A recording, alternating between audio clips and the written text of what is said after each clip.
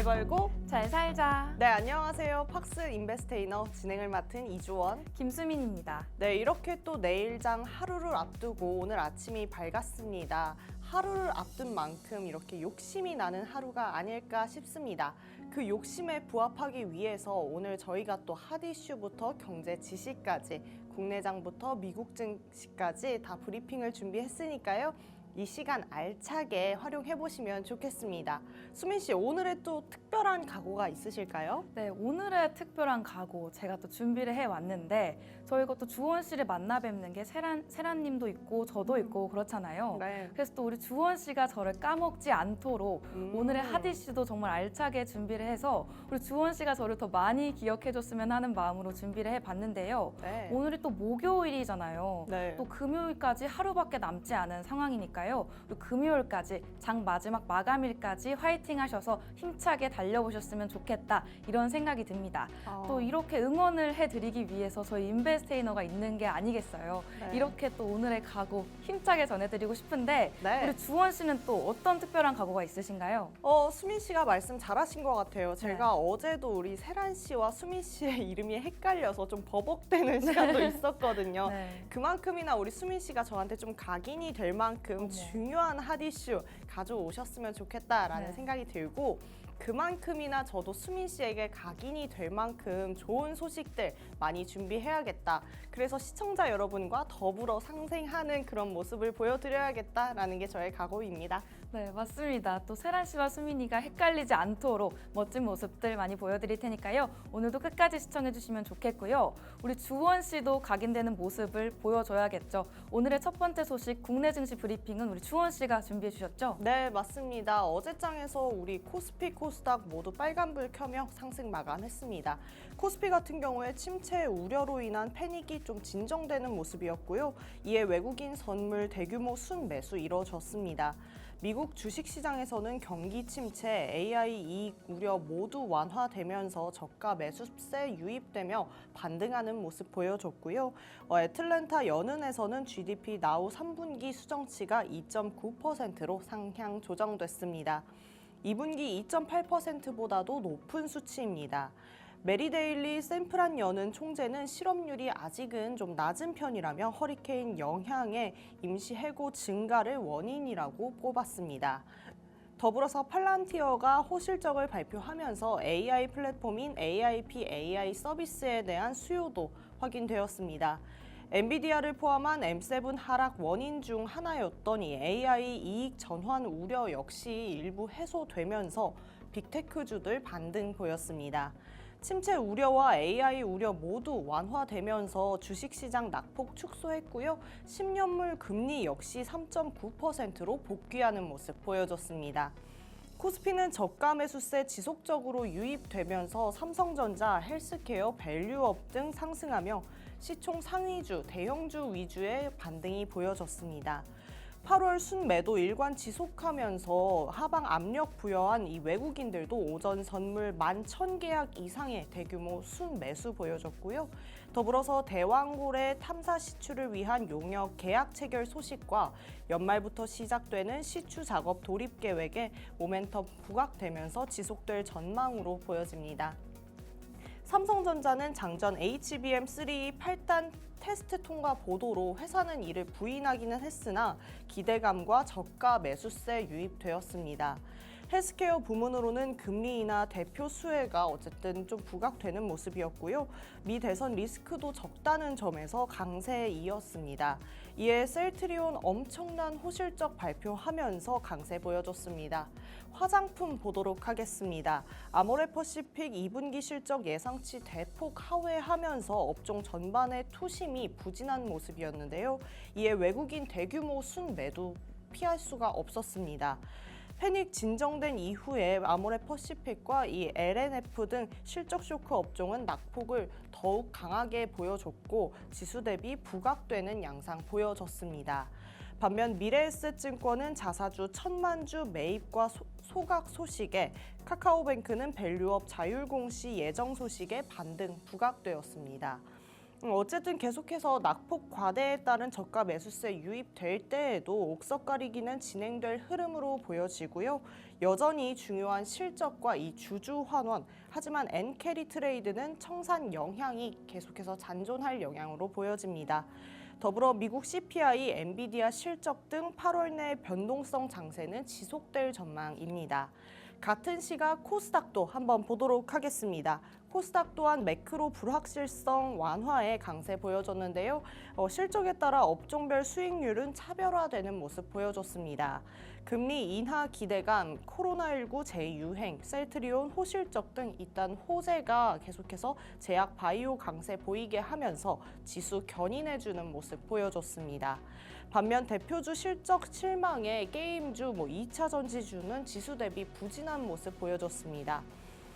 더불어 원달러 환율은 글로벌 금융시장 안정되면서 1.2원 하락했고 아시아 증시는 상승했습니다. 여기까지 국내 증시 한번 알아봤고요. 간밤에 미국 증시 어땠는지 우리 수민 씨가 한번 말씀해 주세요. 네, 미국 증시 브리핑도 준비를 해봤습니다. 먼저 3대 지수부터 볼 텐데요. 다우존스 지수는 0.6% 하락하면서 38,763.45에 마감했고요. 나스닥 지수도 1.05% 하락하면서 16,195.81로 마감했습니다. S&P 500 지수는 0.77%, 40.53포인트 하락하면서 5,199.50에 마감했습니다. 앞서 주원 씨가 말씀해 주셨듯이 삼성전자 주가가 어제 무려 3.03% 상승 마감했습니다. 그리고 어제 일본은행 부총리가 금융시장이 불안정한 상황에서 금리 인상을 하지 않을 것이다 이렇게 밝히면서 어제 니케이 지수는 1.19%, 한국의 코스피 지수는 1.83% 상승했다고 말씀드렸죠. 이렇게 어제 국내 증시는 삼성전자가 이끌어줬고 또 당분간 금리 인상을 하지 않을 것이라는 일본은행 부총리의 발언까지 더해지면서 어제 국내 증시는 좋은 상승이 나와줬습니다. 하지만 오늘의 미국 증시는 다소 아쉬운 모습이었는데요. 어제 미국 증시 마감 이후에 실적 발표를 한 슈퍼 마이크로 컴퓨터가 오늘 무려 20.14%가 하락을 했습니다. 오늘 이렇게 슈퍼 마이크로 컴퓨터의 강한 하락이 나오기 때문에 이 엔비디아를 비롯해서 미국 반도체주에 영향이 미치게 된 건데요. 이 강한 하락이 오늘 필라델피아 반도체 지수까지 영향을 미치면서 3.09%의 강한 하락이 나오기도 했습니다. 이런 이유로 오늘 미국의 증시가 AI 반도체의 강한 하락 때문에 좋지 못하게 마감된 것 같습니다. 하지만 오늘 밤에도 중요한 발표가 기다리고 있는데요. 오늘 밤 9시 30분에는 미국 신규 실업수당 청구 건수가 발표가 됩니다. 이날 나오는 신규 실업수당 청구 건수가 24만 1000건을 예상하고 있는 상황인데요. 또 현재 금리 인하를 앞두고 있는 현 시점에는 원래 실업수당 청구 건수가 예상치보다 많이 나와줘야 증시에 좋은 영향이다. 이렇게 평가가 되는데요. 이번 달에 미국의 고용지수와 실업률이 좋지 못하게 나오는 모습들을 보여줬기 때문에 아직까지 경기 침체에 대한 우려도 계속되고 있는 상황입니다. 이런 상황 속에서 오늘 밤에 나오는 미국 신규 실업수당 청구 건수가 최대한 적게 나오는 것이 긍정적인 것으로 보입니다. 부디 오늘 밤에 이 수치가 긍정적으로 나와주기를 바라보면서 오늘의 미국 증시 브리핑도 마감을 해보도록 하겠습니다. 이렇게 국내 증시 그리고 미국 증시까지 알아봤다면 이제는 우리 시장 이끌어주고 있는 핫한 이슈들까지 만나봐야겠죠. 오늘의 첫 번째 핫 이슈 또 우리 주원 씨가 준비해 주셨잖아요. 네, 맞습니다. 제가 준비한 핫 이슈는 언제까지 좋기만 할 줄 알았던 우리 조선주 이야기를 준비해봤습니다. 네. 월요일장이 정말 역사적인 날이었죠. 최악의 하루였는데 이날 정말 꿋꿋할 줄 알았던 우리 조선주마저 휘청하는 모습 보여줬습니다. 미국 경제 침체가 커지면서 우리 국내 시장의 급락한 상황에 조선 종목 업종별 주가가 하락폭을 크게 나타냈습니다. 이날 조선과 조선 기자재 종목이 포함된 조선 업종 테마는 전거래일 대비 12.6% 하락했습니다. 이는 30개 업종 테마 중에 가장 큰 폭으로 하락을 한 건데요.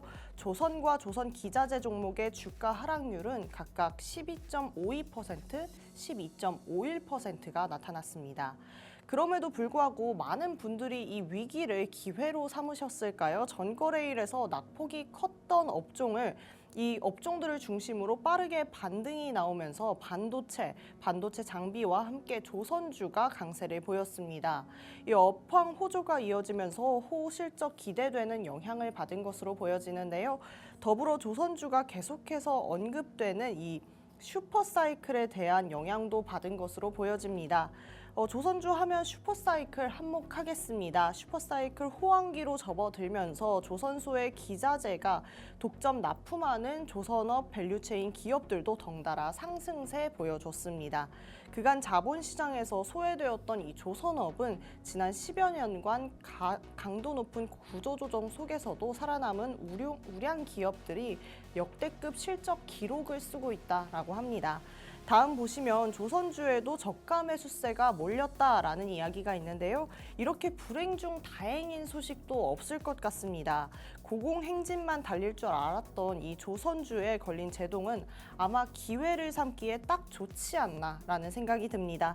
그래서 이거래일 연속 국내 증시 하락과 함께 급락한 후에 저가 매수세가 몰린 이 조선주들은 카타르발 액화 천연가스 운반선 수주 기대감까지 없고 다시 질주하는 모습 보여주고 있습니다. 특별히 HD 한국, 조선해양, 삼성중공업, 한화오션 등 국내 조선 3사가 카타르 국영 석유 기업인 카타르 에너지와 최대 5조 원 규모의 액화 천연가스 운반선 수주 협상을 벌이는 것이 확인이 되었습니다.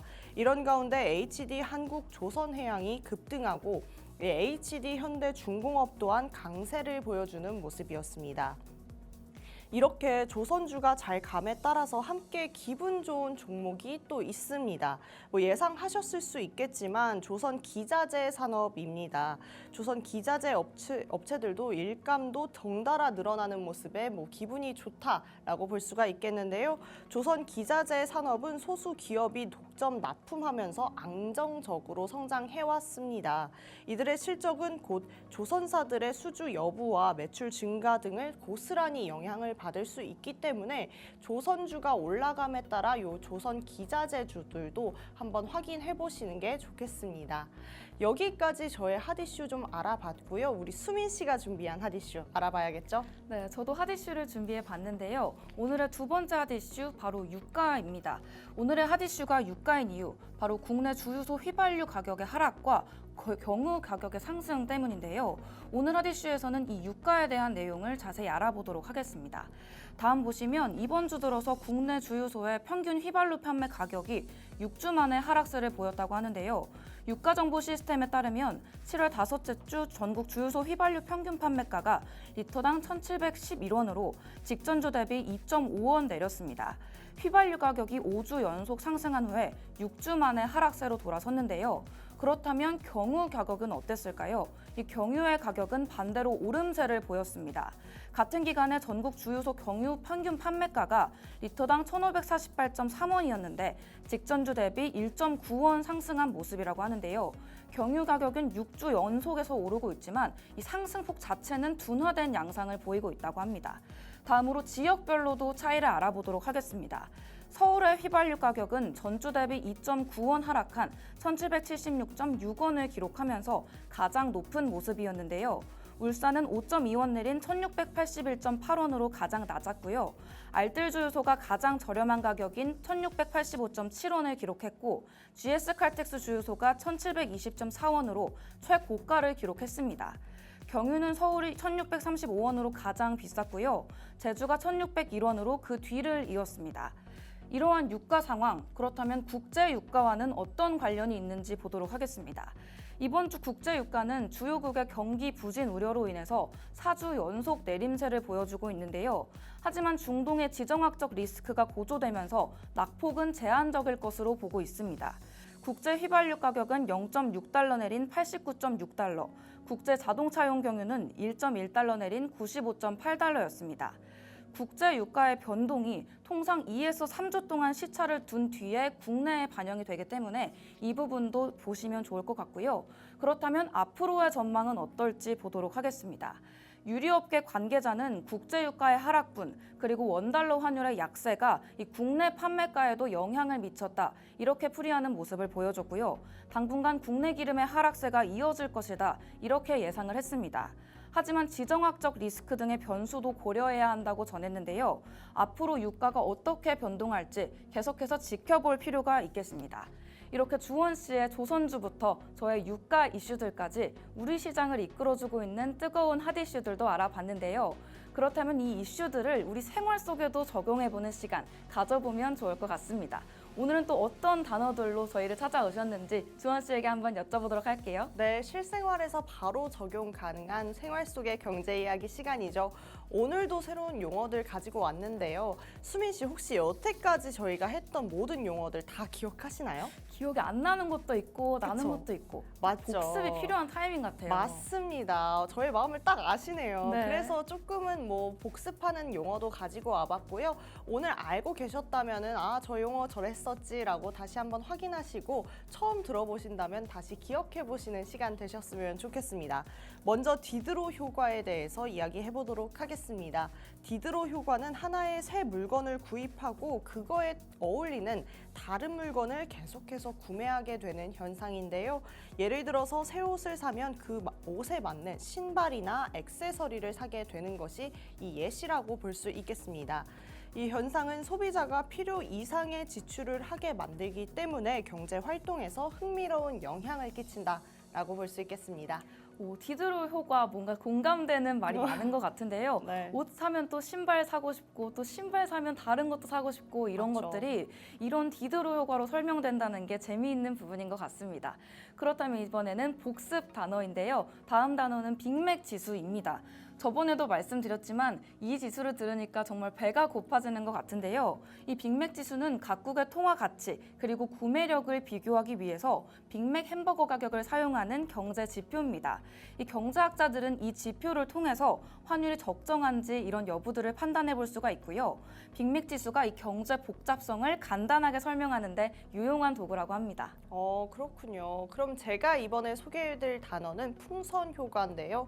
저는 처음에 이 단어만 듣고는 풍선처럼 계속해서 커지는 거를 풍선 효과라고 하는 줄 알았는데 그건 아니었고요. 풍선 효과는 한 문제를 해결하면 다른 문제나 새로운 문제가 발생하는 현상이라고 합니다. 예를 들어서 범죄 단속을 강화하면 다른 지역으로 이 범죄가 이동하거나 새로운 형태의 범죄가 나타나는 것처럼 이 효과는 정책 결정에 고려해야 하는 중요한 요소라고 합니다. 네, 맞습니다. 이렇게 정책 결정에 중요한 요소들이 반영이 되는 만큼 이 풍선 효과에 대해서도 알아보시면 좋을 것 같고요. 다음으로 알아볼 단어는 바로 티핑 포인트입니다. 저는 이 시간에 이 티핑 포인트라는 단어를 처음 알게 되었는데 이 티핑 포인트에 대해서 오늘 알려드리도록 하겠습니다. 이 티핑 포인트는 작은 변화가 큰 영향을 미치는 임계점을 말하는데요. 사회적 현상이나 시장 변화에서 한계점을 넘어서게 되면 급격한 변화를 일으킬 수가 있습니다. 이러한 개념들이 경제나 사회 변화를 예측하고 대응하는 데 중요한 개념이라고 합니다. 이 티핑 포인트 너무나 좋은 단어 같네요. 네. 우리 방송이 또 우리 투자자분들에게 하나의 티핑 포인트가 되면 좋겠다라는 생각이 듭니다. 네. 자, 마지막으로 불마켓에 대해서 알아보도록 하겠습니다. 이 불마켓은 주식시장에서 주가가 지속적으로 상승하는 강세장을 이야기합니다. 투자자들이 낙관적인 전망을 가지고 적극적으로 매수에 나서면서 주가가 오르는 시기라고 할 수가 있겠고요. 불마켓은 경제가 성장하고 있음을 나타내지만 과도한 낙관은 거품을 형성할 수 있어서 주의가 필요해 보입니다. 네, 오늘 불마켓까지 이렇게 5가지 단어들을 알아봤는데요. 네. 복습했던 단어들도 있는 만큼 오늘 알려드린 단어들은 꼭 기억해 주셨으면 좋겠습니다. 저희가 알려드린 단어들 복습해야만 기억할 수 있다. 이제는 정말 시청자분들도 아시는 내용일 것 같은데요. 이제 혼자는 하기 싫다 하시는 분들을 위해서 저희가 또 안내드릴 사항이 있잖아요. 네, 맞습니다. 항상 말씀드리고 있는 하단에 QR코드 들어오시면 우리 전문가님께서 이렇게 용어뿐만 아니라 공략주부터 이제 종목에 대한 이야기까지 해주고 있고요. 그리고 또 우리 방송이 이렇게 후루룩 아침에 넘어가 버려서 네. 잘 못 봤다 하시는 분들을 위해서 또 마련한 공간이 있죠, 우리 수민 씨. 네, 맞습니다. 제가 이어서 소개드릴 공간 바로 팍스탁 유튜브 채널인데요. 구독과 좋아요, 알림 설정 해두고 기다리시면 저희의 소식들을 누구보다 빠르게 받아보실 수가 있습니다. 이런 소식들 빠르게 받아보실 수 있는 만큼 뒤에 있는 소식들까지도 계속해서 기다려주시면 좋을 것 같고요. 저희는 2부에도 정말 알찬 소식들로 준비가 되어 있습니다. 유튜브에서 볼 수 있다고 2부 놓치시면 안 되겠죠? 저희는 2부에서 만나뵐 수 있도록 하겠습니다. 그때까지 채널 고정!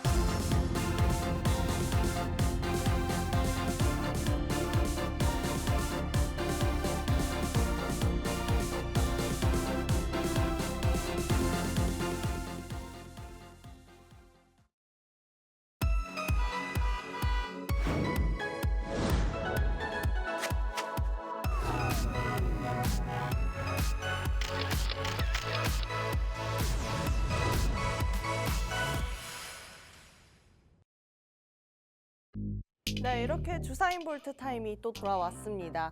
오늘은 또 어떤 특별한 이야기와 퀴즈가 준비되어 있을지 함께 기대해보면서 힘차게 출발해보면 좋겠습니다. 오늘은 어제 이 부동산 이야기에 이어서 청약에 대해서도 얘기해볼까 합니다. 이 청약 이야기 정말 많이 들으셨죠? 대화를 하다 보면 청약해야 된다, 청약하랜다 이런 말이 참 많이 나오는데요. 이 청약 정말 요즘 내 집 마련하기 어려운 이 시점에서 굉장히 중요한 부분인 건 알겠는데 사실 너무 막막하고 너무 방대해서 알기 어려우셨죠. 오늘 이 10분 정도 되는 시간에 이 청약에 대해서는 확실히 알고 갈 수 있도록 오늘 준비해봤습니다. 더불어서 우리 수민 씨도 이렇게 청년의 시대에 청약을 잘 알고 계신지 궁금한데요. 어떠세요? 또 청약 들어본 적이 많은데 네. 또 얼마 전에 청약홈이 터지는 사건이 발생을 했었잖아요. 맞죠. 얼마나 또 인기가 많으면 로또 청약이다 이런 물건이 하나 나올 때마다 이 청약홈이 마비가 될 정도로 인기가 많다고 하는데 네. 이번에 했던 그 청약 사건이 로또 2등의 확률과 비슷하다고 하는 거예요. 그래서 정말 우리나라 분들이 청약에 관심이 많구나, 내 집 마련에 관심이 많구나 이런 생각이 들었어서 네. 오늘 주원 씨가 준비해 주신 이 청약도 아주 열심히 들어보고 싶다 이런 생각이 듭니다. 요번 청약이 정말 화두가 됐었어요. 네. 사실 300만 대 1의 확률이었거든요. 네, 맞아요. 근데 이게 로또 2등이 아닌 것 같아요. 사실 이 차액 자체로 보면 로또 1등과 맞습니다. 맞먹는 차액이었잖아요. 그래서 아마 다들 청약하지 않을까 싶은데 오늘 이 청약에 대해서 좀 기대가 되시나요? 네, 맞습니다. 또 청약에 이렇게 들어만 봤지 정확한 개념들을 알아보려고 한 적은 없는 것 같아서 네. 이렇게 퀴즈 풀면서 알아보는 시간 아주 기대됩니다. 네, 좋습니다. 그러면 우리 수민 씨의 기대까지 제가 한 몸을 받고 바로 출발해 보도록 하겠습니다. 먼저 청약은 이 임대와 분양 이렇게 두 가지로 나뉩니다. 임대는 정해진 기간 동안 내가 빌려서 쓰는 거고요. 분양은 말 그대로 내가 청약에 당첨됨으로써 바로 온전히 내 집이 되는 것입니다. 그러면 요거를 다시 두 개씩 나눠 보도록 하겠습니다. 임대는 공공임대와 민간임대로 나눠지고 있고요. 그리고 분양도 공공분양과 민간분양으로 나눠집니다. 결국 청약이라고 하면 이렇게 네 가지로 나눠진다라고 아시면 될 것 같습니다. 자, 그럼 앞에 민간 붙은 이 친구들부터 알아보도록 하겠습니다. 우리가 흔히 아는 뭐 레미땡, 뭐 자땡, 프로지땡, 이편한 세상, 이거는 또 말했네요. 이편한 세땡 등 민간이 알아서 하는 산업이라고 할 수 있겠습니다. 공공 보도록 하겠습니다. 공공 임대와 공공 분양이 또 있겠죠. 공공은 LH, GH, SH처럼 국가나 지방자치단체에서 공적 사업 주체가 하는 사업이라고 말할 수가 있겠습니다. 여기까지는 뭐 쉬우시죠. 원래 임대 아파트는 이 기존 아파트 옆에 따로 짓는 시스템이었습니다. 그런데 그렇게 하니까 이 어른들뿐만 아니라 아이들 사이에서도 굉장히 뭐 왕따를 시키고 놀리고 흉보고 따돌리는 일들이 생겼습니다. 그래서 요즘에는 이 재건축이나 재개발을 할 때 한두 동 정도는 이 임대로 짓도록 의무화를 하거나 아니면 그렇게 지으면 뭐 베네핏을 주는 등 이 소셜 믹스를 유도하고 있습니다. 그래서 장기 전세와 행복주택은 기존 임대와 다르게 이 도심에 있는 일반 아파트가 섞여 있습니다. 제가 이 하트를 붙인 거는 뭐를 가리려고 한 건 아니고요. 이렇게 함께 사랑하면서 나누자 이런 의미입니다. 특히 이 행복주택은 사회초년생, 신혼부부 위주로 물량이 배정이 되는데요. 웬만한 이 자취방과 월세는 굉장히 비슷한데 퀄리티 차이가 굉장히 많이 나서 우리 사회초년생들에게는 꼭 필요한, 정말 꼭 당첨되고 싶은 부분이 아닌가 싶습니다. 더불어서 조금 팁을 드리자면 이 사회초년생들이 여기를 지원을 빨리 하셔야 되는 게 좀 자리를 잡을 때쯤 되면 이 기준 소득을 넘어버리는 경우가 있거든요. 그래서 이 기회를 빨리 잡으셔야 되지 않을까 싶습니다. 그런데 나는 이렇게 공공임대 싫다 하시는 분들은 민간임대로 가시면 됩니다. 뭐 아까 수민 씨가 살짝 말씀하시긴 했지만 이 민간임대 같은 경우에는 청약홈에서 신청할 수가 있겠고요. 공공임대 같은 경우에는 이렇게 GH, SH, LH에서 신청하시면 되겠습니다. 그래도 결국 우리의 뭔가 테크는 결국 내 집을 사고 내 집 마련을 하는 것이잖아요. 그렇기 때문에 뭐 분양을 안 볼 수가 없겠죠. 분양 같은 경우에도 공공 분양과 민간 분양으로 나눠집니다. 요 공공 분양, 민간 분양 모두 특별 공급과 일반 공급으로 나눠지는데요. 먼저 이 특별 공급부터 보도록 하겠습니다. 특별 공급 같은 경우에는 뭐 어쨌든 신혼부부, 생애 최초, 그리고 다자녀, 노부모 부양, 기관 추천까지 있습니다.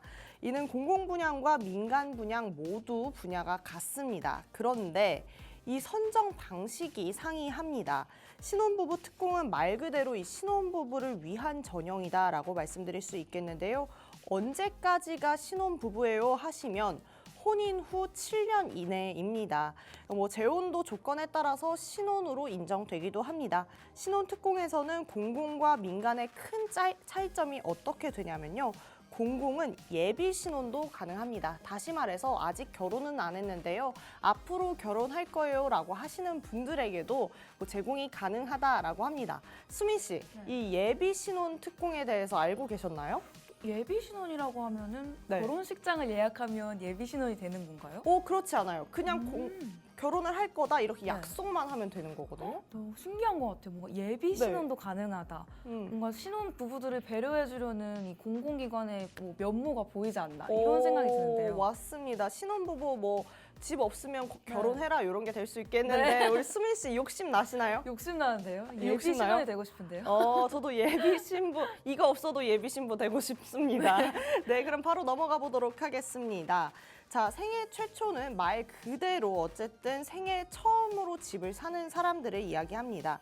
대부분 유형들은 현재 무주택인지를 보긴 하는데요. 이것들과 다르게 이 생애 최초는 진짜 주택을 구매했던 적이 있는지를 봅니다. 그렇기 때문에 생애 최초라고 해도 1인 가구라고 하면 공공에서는 안 되고요. 민간에서도 소형만 가능합니다. 결국에는 뭐 신혼부부가 제일 좋은 어떤 조건이 아닌가라는 생각이 들 수 있겠네요. 그 다음 보시면 다자녀와 노부모 부양이 있습니다. 뭐 말 그대로 다자녀는 자녀가 많은 경우를 이야기하는데 3명 이상부터 시작을 합니다. 근데 사실상 요즘에는 뭐 2명부터도 사실 많지 않기 때문에 이 3명부터가 쉽지 않겠다라는 생각을 들고요. 이 노부모는 만 65세 이상부터가 노부모라고 말씀드릴 수가 있겠습니다. 여기에 이 기관 추천까지도 있는데요. 기관 추천에는 장애인, 국가유공자, 장기복무 군인들이 있는데 사실상 정말 혜택을 잘 받고 있는 대표적인 예시는 바로 지방중소기업청에 신청해 주신 이 중소기업 업무하시는 분들이 아닌가라고 할 수 있겠습니다. 자, 여기까지는 말 그대로 그냥 특별 공급이었고 이제 우리가 정말 전공법으로 가시는 분들 계시겠죠. 일반 공급입니다. 어쨌든 공공 같은 경우에는 청약 통장이 뭐 얼마만큼 오랫동안 얼마나 많이 넣었는지를 보고 있습니다. 그것을 점수로 매겨서 일단 산정을 하는 것이 이 일반 공급이라고 말씀드릴 수 있겠고요. 민간의 일반 공급은 한 번 더 나뉩니다. 바로 가점제와 추첨제로 나눠집니다. 여기서 말하는 가점은 무주택 기간, 이 부양 가족 수, 청약 통장의 가입 기간 이런 것들이 포함될 수 있겠습니다. 뭐 그것들을 계산했을 때 점수가 높은 사람부터 집을 주게 되는 것이죠. 그럼 가장 수요가 많은 이 신혼부부 특공법 한 번 더 보고 가도록 하겠습니다. 같은 특공이어도 공공과 민간의 기준이 굉장히 다릅니다. 소득 자산 요건이 가장 먼저 다른데요. 이 소득 요건 자체는 아마 계속 앞으로도 차이가 날 것으로 보여지고 있습니다. 뭐 공공이 조금은 좀 타이트한 부분이 있고 민간이 비교적 널널한 부분이 있습니다. 뭐 대상 역시나 둘 다 혼인 7년 이내의 무주택 신혼부부인데 차이점은 있습니다. 아까 말씀드렸던 것처럼 공공은 예비 신혼부부도 가능합니다. 그렇지만 추후에 우리가 진짜로 결혼했어요 라는 증명을 해야 되기 때문에 사실상 뭐 요 전형을 선택하시는 분들은 그렇게 가볍게 생각할 문제는 아니다라고 말씀드릴 수 있겠습니다. 자, 그러면 당첨자를 도대체 어떻게 뽑을까요? 특별 공급은 물량 얼마만큼이나 소득 얼마만큼 이하, 뭐 이만큼의 얼마 이하 이렇게 소득을 맞춰서 물량을 배분해 둡니다. 어쨌든 뭐 공공 같은 경우에도 뭐 배분이 되어 있기는 한데요. 그런데 이제 경쟁이 시작된다라고 하면 바로 경매를 시작하고 이 1위, 2위를 구분하기 시작합니다. 그렇다면 다음 보시면 생애 최초 특별 공급이 있었겠죠. 여기도 역시나 공공과 민간의 차이는 있습니다. 공공 같은 경우에는 청약 통장에 600만 원 이상이 있어야 합니다. 거기에 더불어서 집을 샀던 경험 자체가 없어야 됩니다. 그러면서 공공은 1인 가구는 신청할 수 없다라고 합니다. 하지만 다른 기준은 거의 비슷한데 민간과 이 공공의 차이점은 여기서 나옵니다. 민간은 1인 가구가 괜찮다라는 점이 있을 수 있겠습니다. 자, 오늘 여기까지 해서 좀 청약에 대해서 말씀드려봤는데요. 사실상 뭐 젊은 층이 아니어도 지금 내 집 마련이 너무나 어려운 상황이기 때문에 이 청약에 대해서 많은 분들이 관심을 가질 거라고 생각합니다. 그리고 최근에 나왔던 그 청약에서도 보면 300만 대 1인 것을 보면 정말 모두가 집을 갖고 싶어 한다라고 말씀드릴 수 있겠는데요. 어제 살짝 말씀드렸지만 이 집 거릴 수밖에 없는 이유가 집 하나 있으면 주택연금도 필요해지고 노후까지 좀 대비가 되기 때문에 집에 대해서 계속해서 관심을 가질 수밖에 없고 또 투자를 하는 투자자 입장에서는 집이 나의 집을 갖는 것뿐만 아니라 투자의 영역까지도 좀 보완을 해주기 때문에 계속해서 관심을 가질 수밖에 없지 않나 싶습니다. 오늘 좀 수민 씨에게는 어떻게 보면 좀 먼 이야기였을까 싶을 수 있는데 오늘 어떻게 들었는지 좀 궁금하네요. 또 저희 의식주라고 하잖아요. 그중에 주가 우리가 주거하는 환경이고 우리가 힘들게 일하고 이제 집에 가서 발 뻗고 누울 공간이 필요한 건데 이런 부분들이 충족되지 않으면 삶이 또 힘들어질 수도 있잖아요. 네. 그렇기 때문에 이 집에 대해서 관심은 계속해서 가질 수밖에 없는 것 같아요. 근데 또 우리가 현금 다발을 들고 집을 사면 너무 좋겠지만 네. 그러긴 또 어려운 상황들이 있으니까 이런 청약들에도 계속 관심을 가져보면 좋을 것 같다. 이런 생각이 들었고요. 네. 또 신혼 신혼부부 특공에 대해서도 말씀을 해주셨는데 또 이제 출산율이 낮다, 결혼하지 않는다 이런 이슈들이 또 뉴스에서 많이 보이고 있잖아요. 네. 이런 부분들이 있으니까 이런 청약 같은 부분들을 개선을 해서 우리가 발 뻗고 잘 수 있는 공간 만들어주면 또 결혼도 많이 하지 않을까, 아이도 많이 낳지 않을까 이런 생각이 들어서 네. 이런 부분들이 더 확대되고 개선됐으면 좋겠다 이런 생각이 드는 강의였던 것 같습니다.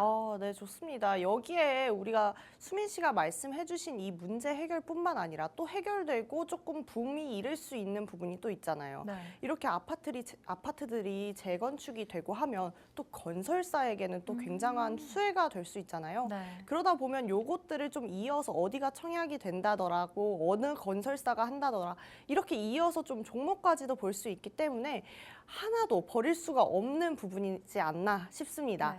우리 수민 씨가 또 바로 다음 시간 준비해 두셨잖아요. 그렇기 때문에 여기서 또 끝내시면 굉장히 서운하시지 않을까 싶습니다. 수민 씨의 또 알찬 시간 준비되어 있으니까요. 수민 씨 나올 때까지 채널 고정!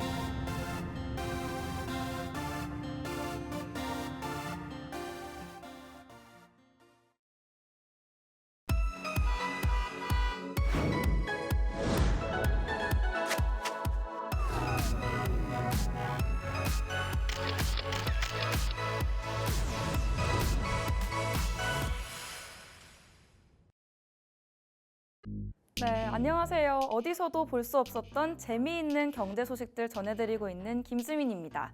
오늘의 코너 바로 수민이가 준비되어 있죠. 바로 수MC의 민감한 경제 이야기 시간인데요. 어려울 수도 있는 소식들, 내가 못 들어봤던 이야기들 자세하게 알려드리는 코너다. 이렇게 보시면 좋을 것 같습니다. 오늘의 주제, 또 수민이 시간이니만큼 우주 탐사와 우주 관광으로 준비를 해봤는데요. 최근에 이 우주 탐사와 우주 관광 이런 분야들이 점점 더 신비로운 분야들을 개척해 나가고 있고 현실화까지 이루어지고 있다고 하는데요. 여러분도 이런 우주 관광 뉴스에서 한 번쯤 들으시면서 느껴보셨을 것 같습니다. 오늘은 이 우주 탐사의 역사 그리고 현재 상황과 우주 관광의 미래까지도 알아보도록 할 텐데요. 이 들어가기에 앞서서 이 주원 씨에게 우주 관광과 우주의 이 탐험에 대해서 관심이 있으셨는지 여쭤보고 싶은데요. 이 우주 관광에 대해서 우리 주원 씨 가지고 계신 생각이 있으신가요?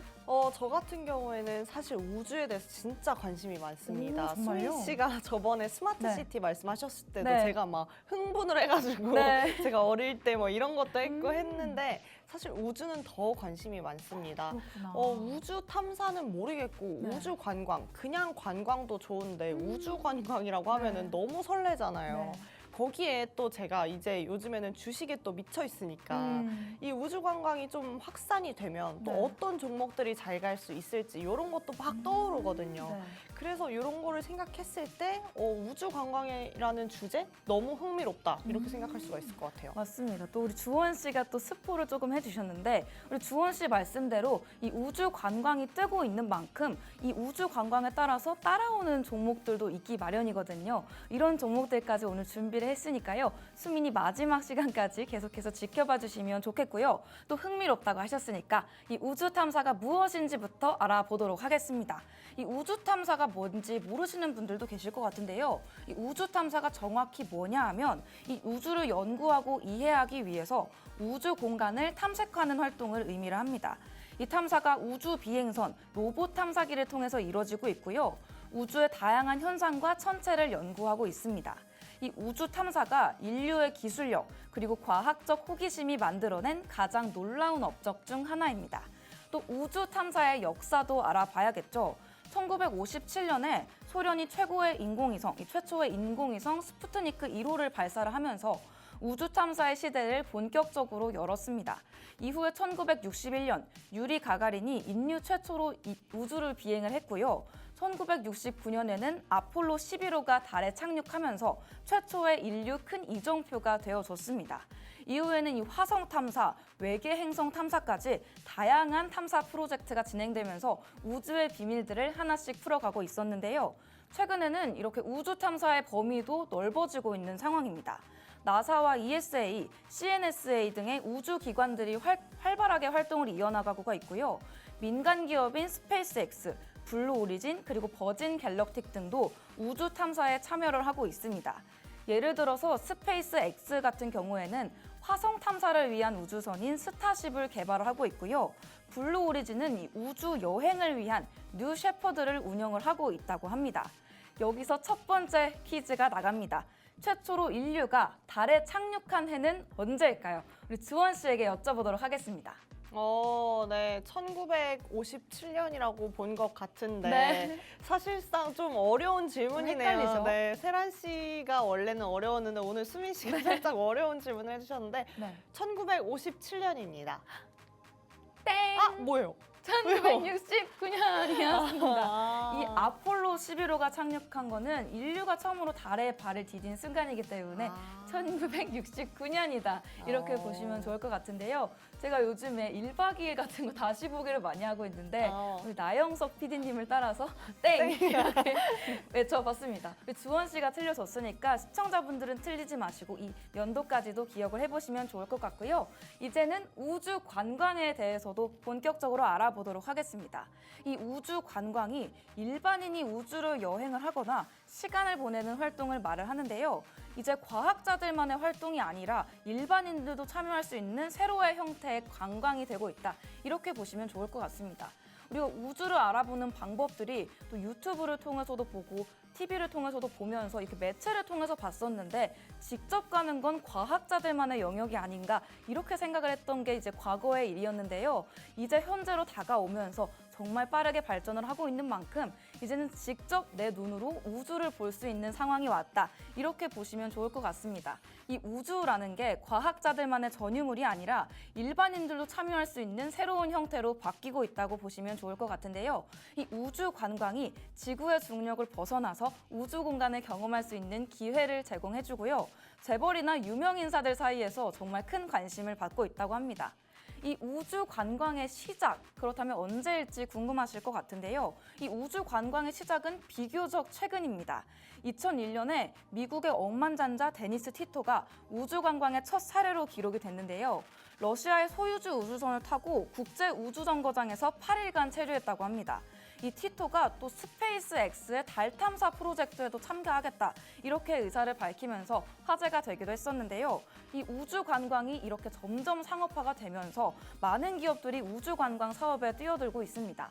이 우주 관광이 보편화될 거다 이렇게 생각을 하니까 이 스마트폰이 떠오르는 건 저뿐일까요? 이 스마트폰이 들고 다니는 컴퓨터다 하면서 처음에는 엄청 비싸고 재벌이나 유명 인사들만 사용하는 전유물이었었는데 지금은 정말 이 스마트폰이 없는 사람이 없고 누구나 사용을 하고 있는 상황이잖아요. 이 우주 관광도 지금은 이런 재벌들, 억만장자들만 관심을 가지는 분야지만 나중에는 정말 누구나 갈 수 있는 여행으로 바뀌지 않을까, 보편화가 되지 않을까 이렇게 생각이 드는 것 같습니다.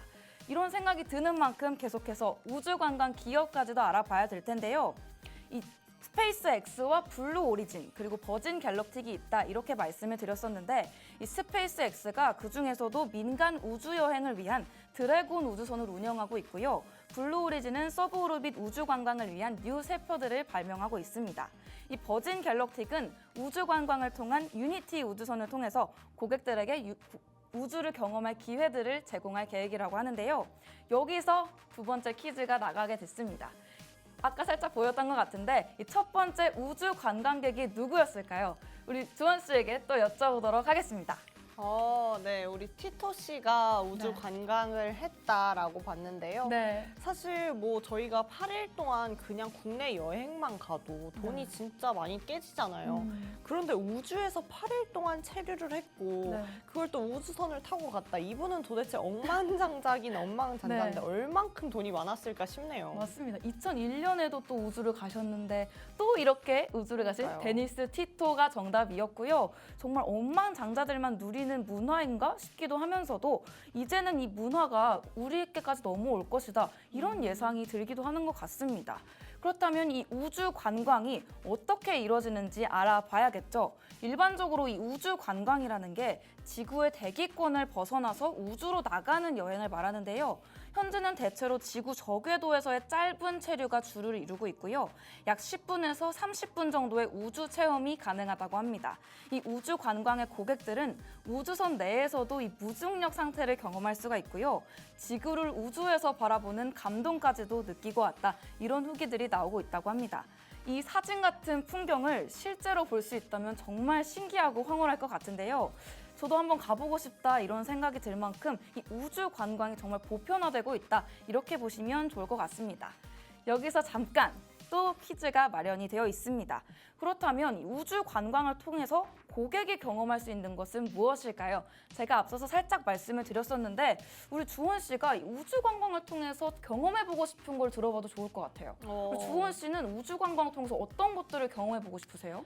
일단 정답은 제가 알고 있거든요. 네. 저궤도에서 짧은 체류가 가능하다라고 이야기를 했었는데 네. 제가 우주에서 경험하고 싶은 거는 진짜 딱 한 가지. 진짜 어떤 별거 아닌 것 같거든요. 네. 그 무중력을 한번 느껴보고 싶습니다. 이렇게 근데 둥둥. 네, 또 네. 거기에 플러스 저는 그런 생각을 합니다. 해외여행만 다녀와도 제가 보는 시야가 이렇게 넓어지는데 우주를 다녀온다고 하면 제가 현실에 적응하고 살 수 있을까? 그러니까요. 네. 저도 이거 준비하면서 네. 뭔가 우주여행 가보고 싶다 이런 생각이 들었었는데 다녀오면 아 정말 내가 이 지구에서 겪고 있는 일 별거 아닐 수도 있겠다 막 이런 생각이 들면서 맞죠. 정말 빨리 보편화됐으면 좋겠다 이런 생각이 들더라고요. 네. 주원 씨는 나가면 뭔가 우주에서 나는 한 줄기 먼지인가 이런 생각 안 드실 것 같으세요? 그럴 것 같아요. 그래서 오히려 저는 수민 씨랑 반대로 네. 그냥 제 삶이 별거 아니라고 느껴버릴 수도 있지 않을까? 이런 생각도 하게 되는 것 같아요. 네, 또 우리에게 이런 생각거리를 주는 우주 체험이 이렇게 가까워지고 있다 이런 생각이 들어서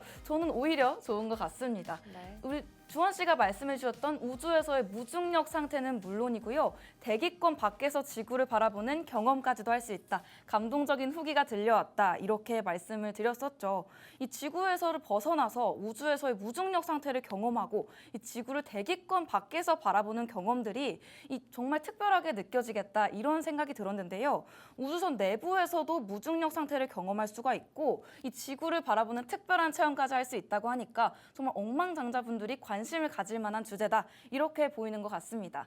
그렇다면 저희가 기다리는 우주 관광의 미래는 어떻게 될까요? 기술의 발전과 함께 우주 관광이 점점 더 접근이 가능해지고 있다. 이렇게 말씀을 드렸었는데 앞으로는 이런 사진 같은 우주 호텔, 우주 스테이션 등 다양한 우주 관광 시설이 확대될 것으로 보입니다. 이 우주 관광이 지구에서와는 다른 새로운 경험들을 제공을 해주니까요.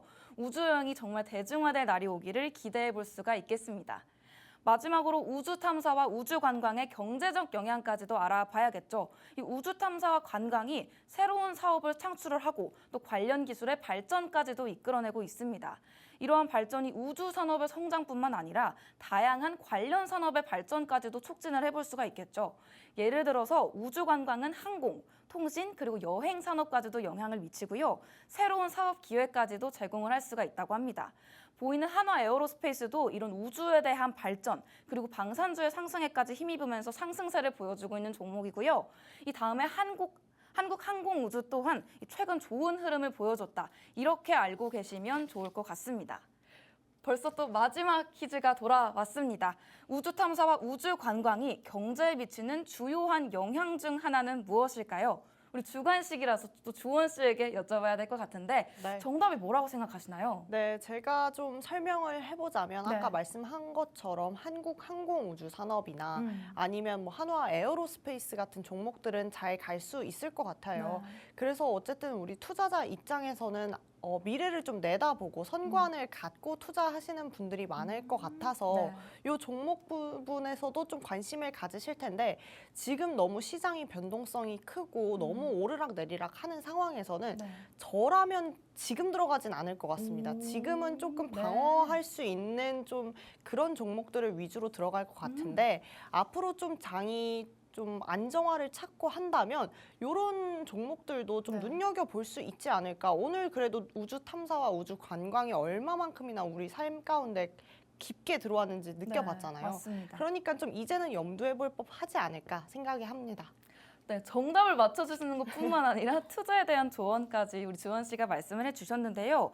이렇게 해외여행을 넘어서 우주산업의 성장 그리고 관련 산업의 발전까지도 이끌어줬습니다. 저도 이 여행을 정말 좋아하는데요. 이제는 이 해외여행을 넘어서 우주여행, 우주 관광까지도 보편화될 날이 정말 얼마 남지 않았다. 이런 생각이 드는 것 같습니다. 언젠가 이 수민이 시간에서 우주여행 후기를 전해드릴 수 있으면 좋겠다. 이런 말씀을 드리면서 오늘의 수민이도 마감해 보도록 하겠습니다. 저희 방송에서 제공해드리는 종목은 상승과 하락을 보장하지 않는다는 점, 단순히 투자 판단에 대한 조언이라는 점 알아주시면 좋을 것 같습니다. 저희는 내일 같은 시간에 만나 뵙도록 하겠습니다. 시청해주신 여러분 고맙습니다.